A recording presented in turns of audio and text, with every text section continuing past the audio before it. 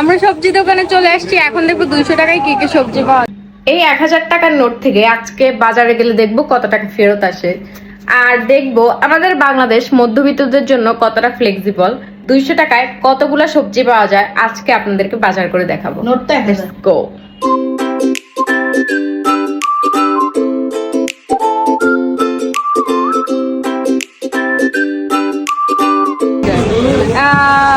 মূলা নেই, সবার আগে মূলা আমার পছন্দ। 3টা মূলা দেবো, তো দাম কম পড়বে।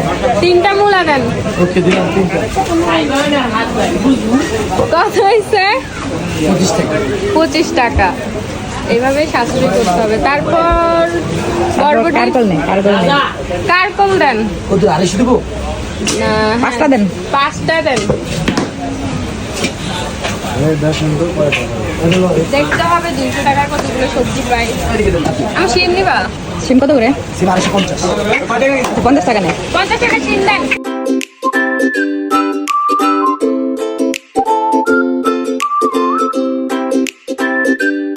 আর কি? কত আসছে? 30। কত হয়েছে? হলো আপনার 125, 150, 180। 180। 180 টাকা। আর 20 টাকা কি নেওয়া যায়? আচ্ছা, 20 টাকা টমেটো দেন। এইখানে 200 টাকার সবজি।